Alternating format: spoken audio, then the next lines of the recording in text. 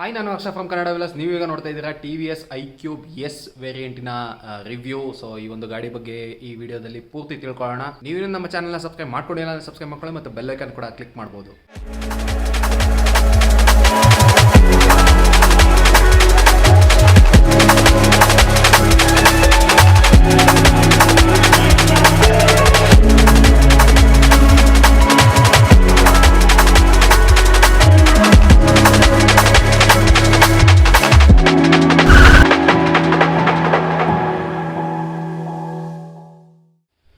So ನೀವಿಲ್ಲಿ ನೋಡ್ತಾ ಇರೋದು iQube ಎಸ್ ವೇರಿಯಂಟ್. ಸೊ ಇದರಲ್ಲಿ ನಿಮಗೆ 3 ವೇರಿಯಂಟ್ ಬರುತ್ತೆ: iQube S and iQube ST. So 3 variant ಬರುತ್ತೆ.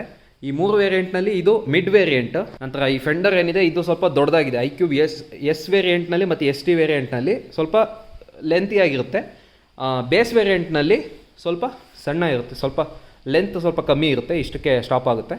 ಸೊ ಅದೊಂದು ವಿಸಿಬಲ್ ಆಗಿ ಡಿಫ್ರೆನ್ಸ್ನ ನೀವು ನೋಡ್ಬೋದು ಇದರಲ್ಲಿ. ನಂತರ ಕೀ ಈ ರೀತಿ ನೋಡೋದಕ್ಕೆ ಸಿಗ್ತಾ ಇದೆ ನೋಡಿ.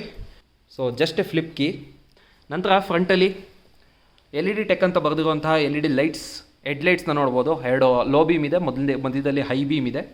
ನಂತರ ಇಲ್ಲಿ ಇಂಡಿಕೇಟರ್ಸ್ ಕೂಡ LED ಕೊಟ್ಟಿದ್ದಾರೆ. ಇದು ಕಂಪ್ಲೀಟ್ಲಿ LED ಸೆಟಪ್. ಫ್ರಂಟ್ ಆಗಿರ್ಬೋದು ಅಥವಾ ಬ್ಯಾಕ್ ಸೈಡ್ ಲೈಟ್ ಆಗಿರ್ಬೋದು, ಪ್ರತಿಯೊಂದು LED ಸೆಟಪ್ ಇದು. ಸೊ ಬ್ಯಾಕ್ ಸೈಡಲ್ಲೂ ನೋಡ್ಬೋದು.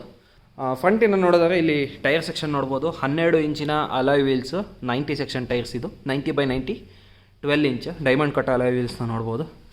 ನಂತರ ಡಿಸ್ಕ್ ಬ್ರೇಕ್ನ ಸಹ ನೋಡ್ಬೋದು. ಇದರಲ್ಲಿ 220mm ಡಿಸ್ಕ್ ಬ್ರೇಕ್ನ ಕೊಟ್ಟಿದ್ದಾರೆ ಲೆಫ್ಟ್ ಸೈಡಲ್ಲಿ. ABS ಏನೂ ಕೊಟ್ಟಿಲ್ಲ, ಜಸ್ಟ್ ಡಿಸ್ಕ್ ಬ್ರೇಕ್ ಅಷ್ಟೇ. ಕಾಂಬಿ ಬ್ರೇಕಿಂಗ್ ಸಿಸ್ಟಮ್ ಇದೆ, CBS. ಬ್ಯಾಕ್ ಸೈಡಲ್ಲಿ 130mm ಡ್ರಮ್ ಬ್ರೇಕ್ನ ಕೊಟ್ಟಿರುವಂಥದ್ದು. ನಂತರ ಇಲ್ಲಿ ಕ್ರ್ಯಾಶ್ ಗಾರ್ಡ್ಸ್ ಏನು ನೋಡ್ಬೋದು, ಇದು TVSನಿಂದನೇ ಕೊಟ್ಟಿರೋದು ಕ್ರ್ಯಾಶ್ ಗಾರ್ಡ್ಸು. ಬಟ್ ಇದು ನಿಮಗೆ ಸ್ಟ್ಯಾಂಡರ್ಡ್ ಆಗಿ ವೆಹಿಕಲಲ್ಲಿ ಸೇರ್ಕೊಳ್ಳೋದಿಲ್ಲ, ಆದರೆ ಸಪ್ರೇಟಾಗಿ ನೀವು ಎಕ್ಸ್ಟ್ರಾ ಹಾಕ್ಸ್ಕೋಬೇಕಾಗುತ್ತೆ ಬೇಕು ಅಂದರೆ. ನಂತರ ಇಲ್ಲಿ iQubeನ ಬರೆದಿದೆ ನೋಡಿ, iQube ಎಲೆಕ್ಟ್ರಿಕ್ ಅಂತ. ನಂತರ ಇಲ್ಲಿ ಬ್ಯಾಕ್ ಸೈಡಲ್ಲಿ ಫೂಟ್ ರೆಸ್ಟ್ನ ನೋಡ್ಬೋದು, ತುಂಬ ದೊಡ್ಡದಾಗಿದೆ ಫೂಟ್ ರೆಸ್ಟು. ನಂತರ ಇಲ್ಲಿ ಲೇಡೀಸ್ ಫೂಟ್ ರೆಸ್ಟ್ ನೋಡಿ, ಇದು ಗಾಡಿ ಜೊತೆನೇ ಬಂದಿದೆ. ಸೊ ಇಲ್ಲಿಂದ ಒಳಗಡೆ ಚಾಸಿಸಿಂದ ಬಂದಿರುತ್ತೆ ಗಾಡಿ ಜೊತೆನೇ. ಸೊ ಇದೊಂದು ಯೂಸ್ಫುಲ್ ವಿಷಯ, ಯಾಕೆಂದರೆ ಲೇಡೀಸ್ಗೆಲ್ಲ ತುಂಬ ಅನುಕೂಲವಾಗಿರುತ್ತೆ. ನಂತರ ಇಲ್ಲಿ ಮೋಟಾರ್ನ ನೋಡ್ಬೋದು ನಾವು. ಸೊ ಇದು BLDC ಹಬ್ ಮೋಟಾರ್, ಇದು ಬ್ಯಾಕ್ ಸೈಡಲ್ಲಿ ಇರೋದು. ನಂತರ ಸೈಡ್ ಸ್ಟ್ಯಾಂಡ್ನ ನೋಡ್ಬೋದು. ಇಂಜಿನ್ ಕಟ್ ಆಫ್ ಸ್ವಿಚ್ ಕೂಡ ಕೊಟ್ಟಿದ್ದಾರೆ. ಅದಾದ ನಂತರ ಇಲ್ಲಿ ಸಸ್ಪೆನ್ಷನ್ ಏನು ನೋಡ್ತಾ ಇದ್ವಿ, ಇದು ಡ್ಯುಯಲ್ ಸಸ್ಪೆನ್ಷನ್ ಇದೆ back side, telescopic dual suspension. But 3 step adjustable suspensions ಇವು. ನಂತರ ಸೆಂಟ್ರಲ್ಲಿ ಸ್ಪೇಸ್ ನೋಡಿದ್ರೆ ಡೀಸೆಂಟ್ ಆಗಿದೆ ಸ್ಪೇಸು, ಲೆಗ್ ರೂಮು. ಬಟ್ ಒಂದು ಗ್ಯಾಸ್ ಸಿಲಿಂಡರ್ ಇಟ್ಕೊಬರೋದಕ್ಕಾಗ ಅಂತ ಅಷ್ಟೊಂದು ಜಾಗ ಇಲ್ಲ ಇಲ್ಲಿ. ಸ್ವಲ್ಪ ಜಾಸ್ತಿ ಜಾಗ ಕೊಡಬೇಕಾಗಿತ್ತು ಈ ಜಾಗದಲ್ಲಿ, ಅಷ್ಟೊಂದು ಜಾಗ ಇಲ್ಲ. ನಂತರ ಇಲ್ಲಿ ಹುಕ್ನ ನೋಡ್ಬೋದು ನೋಡಿ, ಏನಾರ ಯುಟಿಲಿಟಿಗೋಸ್ಕರ ಯೂಸ್ ಮಾಡ್ಕೋಬೋದು. ನಂತರ ಸೆಂಟ್ರಲ್ಲೂ ಸಹ ಇದೆ. ಸೊ ಸೆಂಟ್ರಲ್ಲೂ ಸಹ ಇದೆ, ಇದು ಸೇಮು. ಇಲ್ಲಿ ಬರೆದಿದೆ ನೋಡಿ 3 kg Max. So Max payload 3 kg ಇದು. ನಂತರ ಫ್ರಂಟಲ್ಲಿ ಇಲ್ಲಿ ನೋಡೋದಾದರೆ ಸ್ಮಾರ್ಟ್ ಎಕ್ಸ್ ಕನೆಕ್ಟ್ ಅಂತ ಬರೆದಿರೋಂಥದ್ದು. ಇದು ಬ್ಲೂಟೂತ್ ಕನೆಕ್ಟಿವಿಟಿ ಜೊತೆ ಬರುತ್ತೆ. iQubeನಲ್ಲಿ ಎಲ್ಲ ವೇರಿಯಂಟ್ ಕೂಡ ಬ್ಲೂಟೂತ್ ಕನೆಕ್ಟಿವಿಟಿ ಬರುತ್ತೆ. ನೆಕ್ಸ್ಟ್ ಲೆಫ್ಟ್ ಸೈಡಲ್ಲಿ ಹೈ ಬೀಮ್ ಮತ್ತು ಲೋ ಬೀಮು. ಸೊ ಇದು ಬೈ ಸ್ಟ್ಯಾಂಡರ್ಡ್ ಲೋ ಬೀಮಲ್ಲಿ ಇರುತ್ತೆ. ಸೊ ಪ್ರೆಸ್ ಮಾಡಿದ್ರೆ ಹೈ ಬೀಮು. ನಂತರ ಇದು HMI ಸ್ವಿಚ್ ಅಂತ, ಇದು ಸ್ಕ್ರೀನ್ನ ಕಂಟ್ರೋಲ್ ಮಾಡೋದಕ್ಕೋಸ್ಕರ ಈ ಒಂದು ಸ್ವಿಚ್ನ ಕೊಟ್ಟಿದ್ದಾರೆ.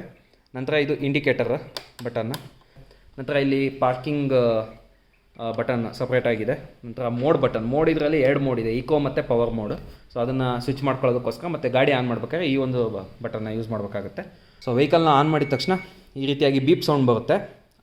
ಈ ಸೌಂಡು ನಿಮಗೆ 3 ಸೆಕೆಂಡ್ಸ್ವರೆಗೂ ಇರುತ್ತೆ. ಅದು ಅವಾಗ ಗೊತ್ತಾಗುತ್ತೆ ನಮಗೆ ಆನ್ ಆಗಿದೆ ಅಂತ ವೆಹಿಕಲ್ಲು. ನಂತರ ಇಲ್ಲಿ ಇನ್ಫಾರ್ಮೇಷನ್ ಏನೇನಿದೆ ಅಂತ ನೋಡೋಣ. ಸೊ ಟೈಮ್ ಇದೆ, ಡೇಟ್ ಇದೆ, ಇಯರ್ ಇದೆ. ನಂತರ ಈಕೋ ಯಾವ ಮೋಡಲ್ಲಿದೆ ಅಂತ. ಸೊ ಈ ಒಂದು ಮೋಡ್ ಬಟನ್ನ ಹೊಡೆದ ತಕ್ಷಣ ಪವರ್ ಮೋಡ್ಗೆ ಹೋಗುತ್ತೆ. ನಂತರ ಪವರ್ ಮೋಡ್ನಲ್ಲಿ ಸ್ವಲ್ಪ ಕಲರ್ ಚೇಂಜ್ ಆಗುತ್ತೆ, ಆರೆಂಜ್ ಕಲರ್ಗೆ ಚೇಂಜ್ ಆಗುತ್ತೆ. ಈಕೋ ಮೋಡ್ನಲ್ಲಿ ಗ್ರೀನಲ್ಲಿರುತ್ತೆ, ಪವರ್ ಮೋಡಲ್ಲಿ ಆರೆಂಜ್ ಕಲರ್ಗೆ ಚೇಂಜ್ ಆಗುತ್ತೆ. ನಂತರ ಆವ್ರೇಜ್ ಸ್ಪೀಡ್ ಬರೆದಿದೆ, ಓಡೋಮೀಟರ್ ಅಂದರೆ ಕಂಪ್ಲೀಟ್ ಟೋಟಲ್ ಎಷ್ಟು ಕಿಲೋಮೀಟ್ರ್ ಓಡಿದೆ ಅಂತ. Next trip A, trip B. ನಂತರ ಇಲ್ಲಿ ಡಿಸ್ಟೆನ್ಸ್ ಟು ಎಂಟಿ, ಅಂದರೆ ನಿಮಗೆ ಈಗ ಇರೋ ಬ್ಯಾಟ್ರಿ ಪರ್ಸೆಂಟೇಜ್ನಲ್ಲಿ ಈಗ ಎಷ್ಟು ಕಿಲೋಮೀಟರ್ ಕಮಿಸ್ಬೋದು DTE ಅಂತ ಬರ್ತಿದೆ. ಪವರ್ ಮೋಡ್ನಲ್ಲಿ ಈಗ 43%ಗೆ 33 ಕಿಲೋಮೀಟರ್ಸ್ ಹೋಗ್ಬೋದು. ಅದೇ ಈಕೋ ಮೋಡ್ನಲ್ಲಿ 43%ಗೆ 46 ಕಿಲೋಮೀಟರ್ಸ್ ಹೋಗ್ಬೋದು ಅಂತ ಕೊಡ್ತಿದೆ. ನಂತರ ಈ ಒಂದು ಸ್ಪೇಸ್ ಏನಿದೆ ಇದು ಮೊಬೈಲ್ ಕನೆಕ್ಟಿವಿಟಿಗೋಸ್ಕರ. ಇಲ್ಲಿ ಸಿಂಬಲನ್ನು ನೋಡ್ಬೋದು, ಕಾಲ್ ಬಂದಾಗ ನೋಟಿಫಿಕೇಷನ್ ಕೊಡುತ್ತೆ, ಜೊತೆಗೆ message, Bluetooth, mobile signal, battery. So ಇದಿಷ್ಟು ಕೊಡುತ್ತೆ. ಟರ್ನ್ ಬೈ ಟರ್ನ್ ನ್ಯಾವಿಗೇಷನ್ನ ಸಹ ಕೊಡುತ್ತೆ ಇದರಲ್ಲಿ. ನಂತರ ಮ್ಯೂಸಿಕ್ ಕಂಟ್ರೋಲ್ ಇದೆ, ನಂತರ ಕಾಲ್ ನೋಟಿಫಿಕೇಷನ್ ಆಗಿರ್ಬೋದು, ಮೆಸೇಜಸ್ಸು, ವಾಟ್ಸಪ್ ಮೆಸೇಜಸ್ಸು ಪ್ರತಿಯೊಂದು ಇಲ್ಲೇ ಡಿಸ್ಪ್ಲೇ ಆಗುತ್ತೆ ಮೆಸೇಜಸ್ ಬಂದ ತಕ್ಷಣ. ನಂತರ SMS ಆಟೋ SMS ರಿಪ್ಲೈ ಕೂಡ ಇದೆ. ಯಾರಾದ್ರೂ ಕಾಲ್ ಮಾಡಿದಾಗ ಅದನ್ನು ಆಟೋಮೆಟಿಕ್ಕಾಗಿ ಕಟ್ ಮಾಡಿ ಅವ್ರಿಗೆ SMS ಕಳಿಸುತ್ತೆ. Currently I am riding TVS iQube ಅಂತ ಎಲ್ಲ ನೀವು ಕಸ್ಟಮೈಸ್ ಮೆಸೇಜ್ ಏನು ಬೇಕಾದ್ರೂ ಮಾಡ್ಕೋಬೋದು. ಸೊ ಆ ರೀತಿಯಾಗಿ ಮೆಸೇಜ್ ಕಳಿಸುತ್ತೆ. ಸೊ ಇದಿಷ್ಟು ಫೀಚರ್ಸ್ ಇದೆ. ಇದೊಂದು 7 ಇಂಚ್ ಡಿಸ್ಪ್ಲೇ. ನಿಮಗೆ iQube ಬೇಸ್ ವೇರಿಯಂಟ್ನಲ್ಲಿ 5 ಇಂಚ್ ಡಿಸ್ಪ್ಲೇ ಕೊಡ್ತಾರೆ. ಅದು ತುಂಬ ಚೆನ್ನಾಗಿದೆ ನೋಡೋದಕ್ಕೆ. ಇದು 480p ರೆಸಲ್ಯೂಷನ್ ಹೊಂದಿರುವಂತಹ ನಾರ್ಮಲ್ ಸ್ಕ್ರೀನ್. ಇದು ಟಚ್ ಸ್ಕ್ರೀನ್ ಅಲ್ಲ, ಇದು ಯಾವುದೇ ರೀತಿಯಾದಂಥ ಟಚ್ ಸ್ಕ್ರೀನ್ ಇಲ್ಲ ಇದರಲ್ಲಿ. ಬಟ್ ST ವೇರಿಯಂಟ್ನಲ್ಲಿ ಇದೇ ಸ್ಕ್ರೀನ್ಗೆ ನಿಮಗೆ ಟಚ್ ಸ್ಕ್ರೀನ್ನ ಆಪ್ಷನ್ ಕೊಟ್ಟಿದ್ದಾರೆ. ಬಟ್ ಈ ಒಂದು ವೇರಿಯಂಟ್ನ ನಾವು HMI ಕಂಟ್ರೋಲ್ ಸ್ವಿಚ್ಚಿಂದ ನಾವು ಚೇಂಜ್ ಮಾಡ್ಕೋಬೇಕು. ಸೊ ಈ ರೀತಿಯಾಗಿ ವರ್ಕ್ ಆಗುತ್ತೆ. So general settings, Bluetooth settings, my vehicle, so service reminder ಕೊಡುತ್ತೆ. ನಂತರ ಎರರ್ಸ್ ಏನಾರ ಇದ್ದರೆ ಇಲ್ಲೇ ಕೊಟ್ಬಿಡುತ್ತೆ. ನಂತರ ಡಿಜಿಟಲ್ ಡಾಕ್ಯುಮೆಂಟ್ಸ್ 1 2 3 ನೀವು RC, ಲೈಸೆನ್ಸ್, ಇನ್ಶೂರೆನ್ಸ್ ಏನು ಬೇಕಾದ್ರೂ ನೀವು ಸೇವ್ ಮಾಡಿ ಇಟ್ಕೋಬೋದು, ಅದನ್ನು ಡಿಸ್ಪ್ಲೇ ಕೊಡುತ್ತೆ. ನಂತರ ಟ್ರಿಪ್ ಮೀಟರ್, ಟ್ರಿಪ್ A, ನಂತರ ಟ್ರಿಪ್ B, ನಂತರ ಲಾಸ್ಟ್ ಟ್ರಿಪ್, ಹೋದ ಸರಿ ಟ್ರಿಪ್ ಏನು ಇದೆ ಸೊ ಅದೊಂದು ಪ್ರತಿಯೊಂದನ್ನು ಕೊಡುತ್ತೆ. ನಂತರ ಸೊ ನೀವಿಲ್ಲಿ ನೋಡ್ಬೋದು, ಇಲ್ಲಿ ಸೆಂಟರ್ ಬಟನ್ ಪ್ರೆಸ್ ಮಾಡಿದ್ರೆ, ಇಲ್ಲಿ ಸೆಂಟರ್ ಬಟನ್ ಪ್ರೆಸ್ ಮಾಡಿದ ತಕ್ಷಣ ಇದು ರೀಸೆಟ್ ಆಗಿಬಿಡುತ್ತೆ ಪೂರ್ತಿ. ನಂತರ ಸೊ ಪ್ರೈವೇಸಿ ಇಂಕಾಗ್ನಿಟೋ ಮೋಡ್ ಇದೆ. ಇಂಕಾಗ್ನಿಟೋ ಮೋಡನ್ನು ನೀವೇನಾರ ನಿಮ್ಮ ಲೊಕೇಶನ್ ಎಲ್ಲೂ ತಿಳಿಬಾರ್ದು, ಆ್ಯಪಲ್ಲಿ ಗೊತ್ತಾಗಬಾರ್ದು ಅಂದರೆ ಇಂಕಾಗ್ನಿಟೋ ಮೋಡ್ಗೆ ಹಾಕೋಬೋದು. ಜನರಲ್ ಸೆಟ್ಟಿಂಗ್ಸ್ ನೋಡೋದಾದರೆ ಡೇಟ್ ಮತ್ತು ಟೈಮನ್ನು ಸೆಟ್ ಮಾಡ್ಕೋಬೋದು. ಆಟೋ ಮೋಡಲ್ಲಿ ಇಟ್ಕೊಂಡಾಗ ಅದು ಏನಾಗುತ್ತೆ ಅಂದರೆ ಮೊಬೈಲ್ಗೆ ಕನೆಕ್ಟಿವಿಟಿ ಕೊಟ್ಟಾಗ ಆಟೋಮೆಟಿಕ್ಕಾಗಿ ಸಿಂಕ್ ಆಗುತ್ತೆ. ನಂತರ ಡಿಸ್ಪ್ಲೇ ಸೆಟ್ಟಿಂಗ್ಸ್ನಲ್ಲಿ ಬ್ರೈಟ್ನೆಸ್ಸಿಗೆ ಬಂದು ಅಡಾಪ್ಟಿವ್ ಬ್ರೈಟ್ನೆಸ್ ಇಟ್ಟಿದ್ದೀನಿ. ಯಾಕೆಂದರೆ ಅದು ಲೈಟಿಗೆ ತಕ್ಕ ಹಾಗೆ ಚೇಂಜ್ ಆಗೋದಕ್ಕೋಸ್ಕರ ಆ ಥರ ಇಟ್ಟಿದ್ದೀನಿ. ನಂತರ ಮ್ಯಾನ್ಯಲ್ ಸೆಟ್ಟಿಂಗ್ಸ್ ಏನಾದ್ರು ಮಾಡೋದಾದರೆ ನಾವು ನೋಡಿ ಈ ರೀತಿಯಾಗಿ ಬ್ರೈಟ್ನೆಸ್ನ ಜಾಸ್ತಿ ಮತ್ತು ಕಮ್ಮಿ ಮಾಡ್ಕೋಬೋದು. ಸೊ ಈಗ ಪ್ರೆಸೆಂಟ್ ಅಡಾಪ್ಟಿವ್ ಬ್ರೈಟ್ನೆಸ್ನ ಇಟ್ಟಿದ್ದೀನಿ. ಡಿಸ್ಪ್ಲೇ ಮೋಡ್ ಬಂದುಬಿಟ್ಟು 2 ಮೋಡ್ ಇದೆ. ಇದು ಡೇ ಮೋಡು, ಇದು ನೈಟ್ ಮೋಡು. ಸೊ ಇದು ಒಂಥರ ನೀವು ಮೊಬೈಲಲ್ಲಿ ಯೂಸ್ ಮಾಡ್ಬೇಕಾದ್ರೆ ಡಾರ್ಕ್ ಮೋಡ್ ಅಂತಾರಲ್ಲ, ಸೊ ಅದೇ ರೀತಿಯಾಗಿ. ನಂತರ ನಾವು ಇದು ಚಾರ್ಜಿಂಗ್ ಪಾಯಿಂಟ್, ಇದು ಇಲ್ಲಿ ನೋಡ್ಬೋದು ಚಾರ್ಜಿಂಗ್ ಪಾಯಿಂಟ್ ಸ್ವಲ್ಪ ಡೆಲಿಕೇಟ್ ಆಗಿದೆ, ನೋಡ್ಕೊಂಡು ಯೂಸ್ ಮಾಡಬೇಕಾಗುತ್ತೆ. ಸ್ವಲ್ಪ ಡೆಲಿಕೇಟ್ ಆಗಿದೆ ಇದು. ಬೂಟ್ ಸ್ಪೇಸ್ನ ಬಗ್ಗೆ ಮಾತಾಡೋದಾದರೆ ಸೊ ಬೂಟ್ ಸ್ಪೇಸ್ನ ಓಪನ್ ಮಾಡೋದಕ್ಕೆ ಕೀ ಯೂಸ್ ಮಾಡಬೇಕಾಗುತ್ತೆ. ಸೊ ಈ ರೀತಿಯಾಗಿ ಓಪನ್ ಮಾಡ್ಬೋದು. ಇಲ್ಲಿ ನೋಡ್ಬೋದು ಇನ್ನು ಮೊಬೈಲ್ ಚಾರ್ಜನ್ನು ಸಹ ಕೊಟ್ಟಿರುವಂಥದ್ದು ಇಲ್ಲಿ. ನಂತರ ಇಲ್ಲಿ OBD ಪೋರ್ಟ್, ಅಂದರೆ ನಿಮಗೆ ಎರರ್ಸ್ ಏನಾರ ಚೆಕ್ ಮಾಡೋದಕ್ಕೋಸ್ಕರ ಈ ಒಂದು ಪೋರ್ಟ್ನ ನೀವು ಕಂಪ್ನೀಲಿ ಟ್ಯಾಬ್ಗೆ ಹಾಕ್ಕೊಂಡು ನೋಡ್ತಾರೆ. ಶೋರೂಮಲ್ಲಿ, ಸರ್ವಿಸ್ ಸೆಂಟ್ರಲ್ಲಿ ನೋಡ್ತಾರೆ, ಏನಾರ ಎರರ್ಸ್ ಇದ್ದರೆ ನೋಡ್ತಾರೆ. ಸೊ ಅದಕ್ಕೋಸ್ಕರ ಕೊಟ್ಟಿರುವಂಥ ಒಂದು ಪೋರ್ಟ್ ಇದು. ಸೊ ಇದು ಯಾವಾಗಲೂ ಕ್ಲೋಸ್ ಆಗಿದ್ರೆ ಒಳ್ಳೆಯದು. ನಂತರ ಈ ಒಂದು ಗಾಡಿ ಜೊತೆ ಒಂದು ಫಸ್ಟ್ ಏಡ್ ಕಿಟ್ನ ಕೊಡ್ತಾರೆ TVS ಕಡೆಯಿಂದ. ನಂತರ ಟೂಲ್ ಕಿಟ್ನ ಕೊಡುವಂಥದ್ದು ನೋಡ್ತಾ ಇದ್ದೀವಿ. ಸೊ ಇದಿಷ್ಟೇ ಕಂಪ್ನಿಯಿಂದ ಕೊಡೋದು. ಮತ್ತು ಚಾರ್ಜರ್. ನಂತರ ನಾವು ಚಾರ್ಜರ್ನ ಬಗ್ಗೆ ಮಾತಾಡೋದಾದರೆ ಇದು ನಾರ್ಮಲ್ ಚಾರ್ಜರ್, ನಾರ್ಮಲ್ ಸಾಕೆಟ್ಗೆ ನೋಡಿ ಇಲ್ಲಿ ಏನು ನಾರ್ಮಲ್ ಮನೇಲಿ ಇರುವಂತಹ ಸಾಕೆಟ್ಗೆ ಆರಾಮಾಗಿ ವರ್ಕ್ ಆಗುತ್ತೆ. ನಿಮ್ಗೇನು ಮಿಕ್ಸಿ ಅಥವಾ ಚಿಕ್ಕ ಪುಟ್ಟ ಕೆಟಲ್ ಆಗಿರ್ಬೋದು, ಐರನ್ ಬಾಕ್ಸ್ ಆಗಿರ್ಬೋದು, ಅದರಲ್ಲಿ ಬರುವಂಥ ಸೇಮ್ ಪ್ಲಗ್ ಇದು, ಏನೂ ಡಿಫ್ರೆನ್ಸ್ ಇಲ್ಲ, same plug.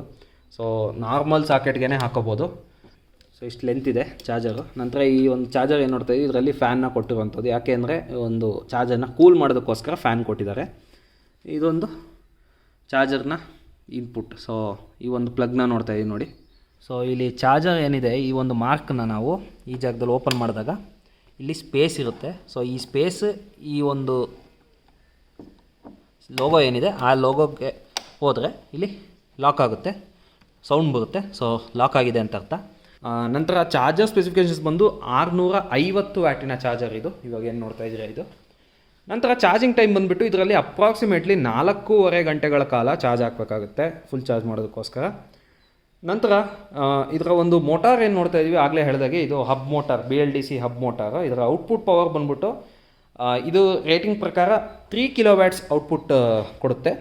But peak output ಅಂದರೆ ಪವರ್ ಮೋಡ್ನಲ್ಲಿ ಪೀಕ್ ಔಟ್ಪುಟ್ ಬಂದು 4 ಕಿಲೋವ್ಯಾಟಿನ ಪೀಕ್ ಔಟ್ಪುಟ್ನ ಕೊಡುವಂಥದ್ದು. ಅದಾದ ನಂತರ ನಾವು ಡೈಮೆನ್ಷನ್ಸ್ನ ಬಗ್ಗೆ ಮಾತಾಡೋಣ. ಸೈಡಿಂದ ಡೈಮೆನ್ಷನ್ಸ್ ನೋಡೋದಾದರೆ ಲೆಂತ್ ಬಂದು 1835 mm, ವಿಡ್ತ್ ಬಂದು 690 mm, ಹೈಟ್ ಬಂದು 1195 mm, ಗ್ರೌಂಡ್ ಕ್ಲಿಯರೆನ್ಸ್ ಬಂದು 157 mm ಗ್ರೌಂಡ್ ಕ್ಲಿಯರೆನ್ಸ್ನ ಕೊಟ್ಟಿರುವಂಥದ್ದು. ನಂತರ ಕರ್ಬ್ ವೇಟ್ ಬಂದ್ಬಿಟ್ಟು 119 kg 120 kg ಅನ್ಕೋಬೋದು. ಈಸಿ ಹ್ಯಾಂಡ್ಲಿಂಗ್, ಲೇಡೀಸ್ಗೆಲ್ಲ ತುಂಬ ಯೂಸ್ ಆಗುತ್ತೆ. ಇದರ ಪ್ರೈಸ್ ಬಂದ್ಬಿಟ್ಟು ಆನ್ ರೋಡ್ ಪ್ರೈಸ್ ನಿಮಗೆ ಕರ್ನಾಟಕದಲ್ಲಿ 1,50,000 ರೂಪಾಯಿಂದ ಸ್ಟಾರ್ಟ್ ಆಗುತ್ತೆ. ಬುಕ್ಕಿಂಗ್ ಚಾರ್ಜಸ್ ಬಂದು 5,000 ರೂಪಾಯಿ ಇದೆ. 5,000 ರೂಪಾಯಿ ಕೊಟ್ಟು ನೀವು ಆನ್ಲೈನಲ್ಲಾದ್ರೂ ಬುಕ್ಕಿಂಗ್ ಮಾಡ್ಕೋಬೋದು ಅಥವಾ ಶೋರೂಮ್ಗಾದ್ರೂ ಬುಕ್ಕಿಂಗ್ ಮಾಡ್ಕೋಬೋದು. ಈಕೋ ಮೋಡ್ನಲ್ಲಿ 100ರಿಂದ 105 ಕಿಲೋಮೀಟರ್ ಮತ್ತು ಪವರ್ ಮೋಡ್ನಲ್ಲಿ ಇದು 76 ಕಿಲೋಮೀಟರ್ನ ರೇಂಜ್ನ ಕೊಡುವಂಥದ್ದು. ನಂತರ ಸ್ಪೀಡ್ ಬಂದು ಇಕೋ ಮೋಡ್ನಲ್ಲಿ ಇದು 49ರಿಂದ 50 ಕಿಲೋಮೀಟರ್ವರೆಗೆ ಹೋಗುತ್ತೆ ಸ್ಪೀಡು. 50 km/h ಅದನ್ನು ಲಾಕ್ ಮಾಡಿರ್ತಾರೆ, ಸೊ ಅದ್ರ ಮೇಲೆ ಹೋಗಲ್ಲ ಇಕೋ ಮೋಡ್ನಲ್ಲಿ. ಪವರ್ ಮೋಡ್ನಲ್ಲಿ 80 ಕಿಲೋಮೀಟರ್ ತನಕ ಹೋಗುತ್ತೆ ಆರಾಮಾಗಿ. ಇದರ ಕಾಂಪಿಟೇಟರ್ಸ್ ಬಂದು ಇನ್ನೊಂದು ಸ್ವಲ್ಪ ಜಾಸ್ತಿ 110, 130, 160 ತನಕ ರೇಂಜ್ ಕೊಡುತ್ತೆ.